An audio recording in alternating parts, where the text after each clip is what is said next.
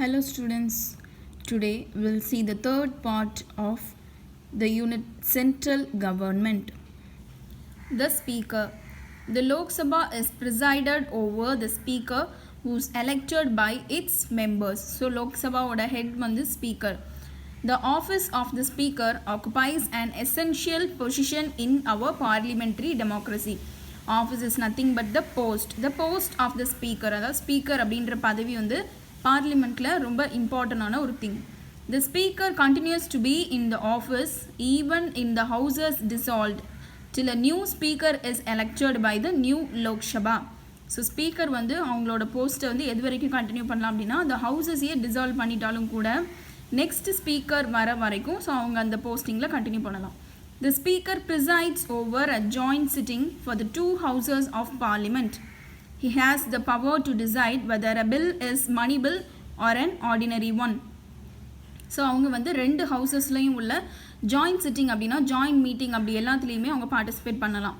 And also அவங்க தான் ஒரு பில் வந்து ஒரு மணி பில்லா இல்லைன்னா ஒரு ஆர்டினரியான பில்லா அப்படின்னு பார்க்குறதுக்கான ரைட்ஸும் அவங்கக்கிட்ட தான் இருக்குது. While the office of Speaker is vacant or Speaker is absent from the sitting of the House, the Deputy Speaker presides except when a resolution for his own removal is under consideration. So speaker அப்படின்ற post வந்து வேக்கண்ட்டாக இருக்குது அப்படின்னா அவங்க ஆப்சண்ட்டாக இருக்காங்க அப்படின்னா deputy speaker வந்து அந்த பிளேஸை ரெஸ்பான்சிபிளாக இருப்பாங்க. Powers and functions of the Parliament. The Parliament of India has the functions of legislation, overseeing of administration, passing of budget, ventilation of public grievances, discussion of various subjects like development plans, international relations and international policies. So parliament of India வேறு என்னென்னலாம் பண்ணுறாங்க அப்படின்னா அட்மினிஸ்ட்ரேஷனை overseeing பண்ணிக்கிறது, budget pass பண்ணுறது, so public grievances அப்படின்னா public ஏதாவது problem இருந்தால் அதை கிளியர் பண்ணுறது, ஸோ வேறு சப்ஜெக்ட்ஸ் பற்றின டிஸ்கஷன் என்னென்னலாம் அப்படின்னா development plans, international relations and international policies. So இந்த எல்லா ஃபங்க்ஷன்ஸையுமே பார்லிமெண்ட் தான் பண்ணுறாங்க. Parliament is also vested with powers to impeach the President and to remove judges of the Supreme Court and High Courts, Chief Election Commissioner and Comptroller and Auditor General of India in accordance with the procedure laid down in the Constitution. So and also Parliament-க்கு வேறு என்ன பவர்ஸ்லாம் இருக்குது? So supreme court judges, high court judges, chief election commissioner, comptroller அவங்க எல்லாரையும் வந்து remove பண்ணுறதுக்கான ரைட்ஸும் பார்லிமெண்ட்க்கு இருக்குது. The Parliament has the power to change the boundaries of the state. So ஒரு ஸ்டேட்டோட பவுண்ட்ரிஸை change பண்ணுற பவரும் பார்லிமெண்ட்க்கு இருக்குது. Attorney General of India. The Constitution, Article 76, has provided for the office of the Attorney General for India. So the Constitution, which is in Article 76, has provided the post of the Attorney General for India. He is the highest law officer in the country. He is appointed by the President. He must be a person who is qualified to be appointed the judge of the Supreme Court. So அவருக்கு வந்து supreme கோர்ட்டோட judge ஆகிறதுக்காக உள்ள qualification அவர்கிட்ட இருக்கணும். He may be removed by the President at any time. He may also quit his office by submitting his resignation to the President. So he can also quit his job by submitting his resignation to the President. Duties and functions of Attorney General of India. To give advice to the Government of India upon such legal matters which are referred to him by the President. So the Attorney General of India can give the advice to the government in regard to such legal matters. Attorney General of India has the right of audience in all courts in the territory of India. So அவங்க எந்த கோர்ட்டில் வேணாலும் போய் அவங்க வாதாடலாம், அதுக்கு அவங்களுக்கு rights இருக்குது. Further, he has the right to speak and to take part in the proceedings of both the houses of the Parliament or their joint sitting and any committee of the Parliament of which he may be named a member but without a right to vote. So அவங்க ரெண்டு ஹவுசஸ்லேயுமே உள்ள joint meetings எதுலனாலும் அவங்களுக்கு participate பண்ணுறதுக்கு அவங்களுக்கு rights இருக்குது. He enjoys all the privileges and immunities that are available to a member of parliament. So அவங்க ஒரு பார்லிமெண்ட்டில் மெம்பராக இருந்தால் அவங்களுக்கு என்னென்ன ப்ரிவிலேஜஸ்னால் என்ன சொல்லலாம்னா சலுகைகள்னு சொல்லலாம். என்னென்ன சலுகைகள்லாம் கிடைக்குமோ அது எல்லாமே அவருக்கும் கிடைக்கும். The next heading is judiciary. Judiciary is the third organ of the government. It plays a vital role in protecting the rights and freedom of the citizen. So judiciary is necessary to protect the rights and freedoms of the citizen. So ஒரு சிட்டிசனோட ரைட்ஸையும் அவங்களுக்கு கொடுக்குற ஃப்ரீடமையும் protect பண்ணுறதுக்காக ஜுடிஷியரின்றது ரொம்ப important. Supreme Court. The Supreme Court is the guardian of the Constitution. Our judiciary is autonomous of the legislative and executive wing of the union and state government. So judiciary அப்படின்றது ஒரு ஆட்டோனோமஸான ஒரு இது. So autonomous அப்படின்னா அதால் தனியாக செயல்பட முடியும் அப்படின்னு அர்த்தம். An integrated judiciary means a single judicial hierarchy for the whole country. The judiciary plays an important role in defending the rights and freedom of the citizens. It plays an important role in analyzing and interpreting the necessities of laws and the constitution. So ஒரு integrated judiciary அப்படின்னா என்ன சொல்கிறோன்னா மொத்த கண்ட்ரிக்குமே வந்து ஒரே ஒரு single judiciary தான் அங்கே இருக்கும். ஸோ அதை தான் நம்ம இன்டகிரேட்டட் ஜுடிஷியரி அப்படின்னு சொல்கிறோம். And also as usual it plays an important role in defensive the rights and freedom of the citizen. And also to interpret the necessities of laws, அதாவது ஒரு சட்டம் அப்படின்றது வந்து நம்மளுக்கு எவ்வளோ தூரம் தேவை அப்படின்றத நம்மளுக்கு உணர்த்துறதுக்கும் இந்த சுப்ரீம் கோர்ட்ன்றது நம்மளுக்கு தேவை. Composition of the Supreme Court. At the commencement of the Constitution in 1950, our Supreme Court consisted of 8 judges, including the Chief Justice. At present, the Supreme Court consists of 34 judges, including the Chief Justice. So, while the Supreme Court is started in the year of 1950, only 8 judges are there, including Chief Justice. But now, at present, there are 34 judges are there. So, start பண்ணும்போது 8 பேர் தான் இருக்காங்க chief ஜஸ்டிஸையும் சேர்த்து. But இப்போ வந்து 34 judges இருக்காங்க chief ஜஸ்டிஸையும் சேர்த்து. The next heading is appointment of judges.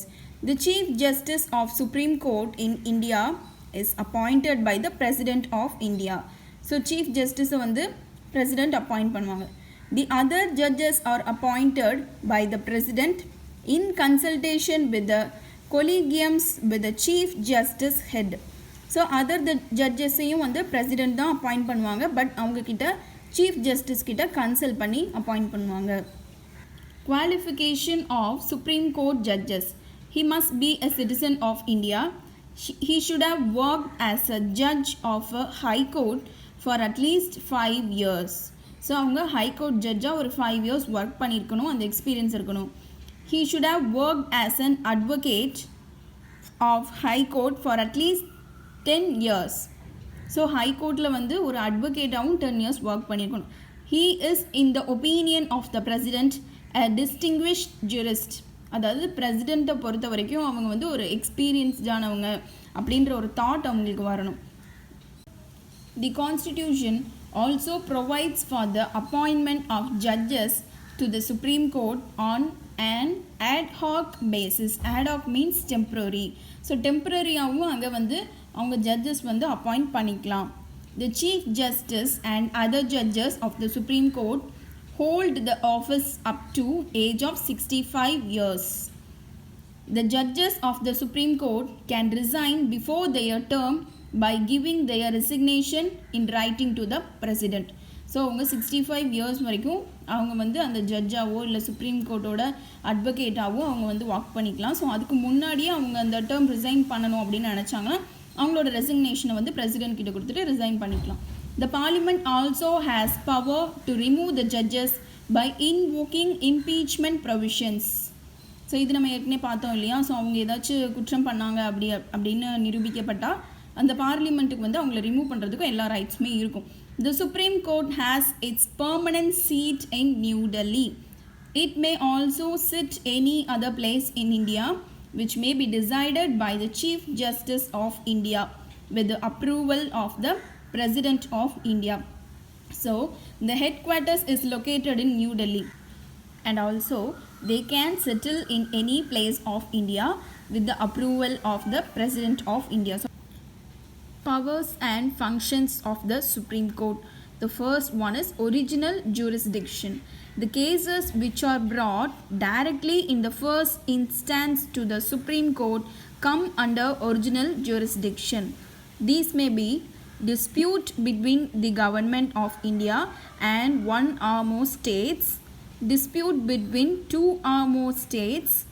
The writs are issued by the Supreme Courts for the enforcement of the fundamental rights.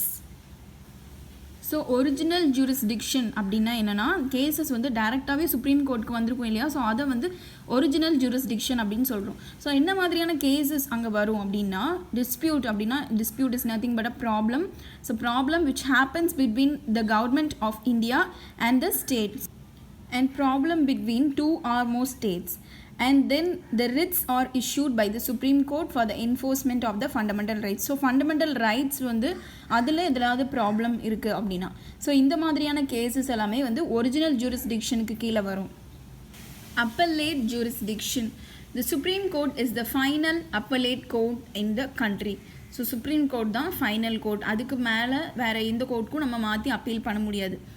As regard the appellate jurisdiction, the Supreme Court hears appeals against the decision of High Court in civil, criminal and constitutional cases with a certificate from the High Court that it is fit to appeal in the Supreme Court. So appellate jurisdiction அதில் வந்து என்ன பண்ணுறோம் அப்படின்னா, supreme court வந்து ஒரு கேஸை எடுத்துப்பாங்க. என்ன மாதிரியான கேஸ்னால், ஹை கோர்ட்டில் ஒரு டெசிஷன் கொடுத்துருப்பாங்க, அதுக்கு ஒரு முடிவு கொடுத்துருப்பாங்க இல்லையா, ஸோ அது எங்களுக்கு வந்து ஓகேயா இல்லை, ஸோ நாங்கள் சுப்ரீம் கோர்ட்டில் அப்பீல் பண்ணுறோம் அப்படின்னு சொல்லி சுப்ரீம் கோர்ட்டுக்கு வரும் ஒரு சில கேசஸ். என்ன மாதிரியான கேசஸ்னால், civil, criminal and constitutional cases, அப்படி நிறைய கேசஸ் வந்து அதில் வருது. ஓகே, ஸோ அதுக்கு வந்து அவங்க ஹைகோர்ட்லேருந்து ஒரு சர்டிஃபிகேட் கொடுக்கணும். என்ன அப்படின்னா, அந்த கேஸ் வந்து சுப்ரீம் கோர்ட்டில் இது பண்ணுறதுக்கு ஓகேயான கேஸ், அதில் வச்சு வாதாடுறதுக்கான கேஸ் அப்படின்னு சொல்லிட்டு அவங்கள்ட்ட ஒரு சர்டிஃபிகேட் வாங்கணும். Such a case can be brought before the Supreme Court only if a High Court certifies that the case invites a substantial of law as to the interpretation of the Constitution. Advisory jurisdiction.